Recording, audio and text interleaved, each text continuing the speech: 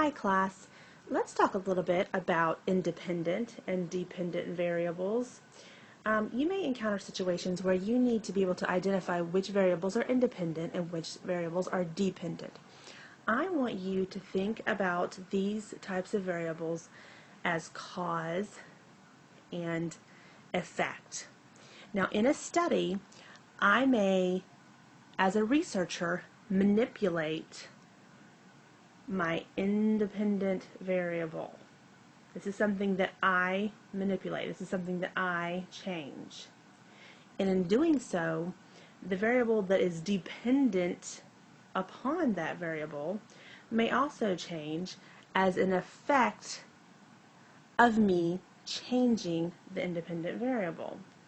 So let's say that I want to observe the impact of caffeine on reading test scores, and I give a set of students a reading comprehension test, and then I give them caffeine with parental consent, of course, and have them retest under those conditions and see if the caffeine actually impacts their test scores.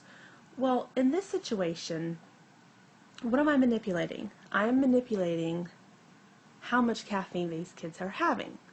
If they're having caffeine or not. Some caffeine or no caffeine. That is my independent variable. That is something that I have changed. Now, what is changed based on me manipulating that variable? Their test scores. That is your dependent variable. That is the effect that happens because I manipulated the independent variable. So in this situation, caffeine or no is the independent variable. Reading comprehension test scores is the dependent variable. Now let's say that I want to discover if doors are held open more for women who are pregnant versus women who are not pregnant. And I do a study, and I go out one day and I look completely normal, and I observe the number of men that hold the door open for me, and I go out again the next day and I appear to be pregnant, and I observe the number of men who hold open the door for me. Well, in this situation, what am I changing? My appearance, whether I appear to be pregnant or appear not to be pregnant.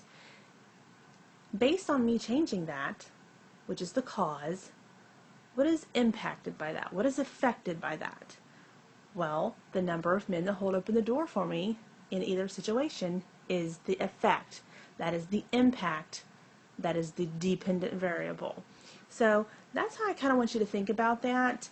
There's lots and lots and lots of other examples, but I kind of want you to think about it as cause and effect.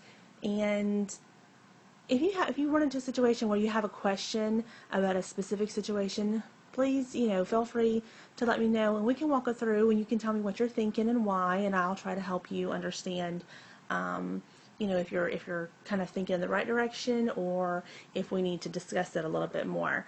But definitely feel comfortable to let me know if you have any issues. And thank you for taking the time to watch and try to clarify on independent and dependent variables.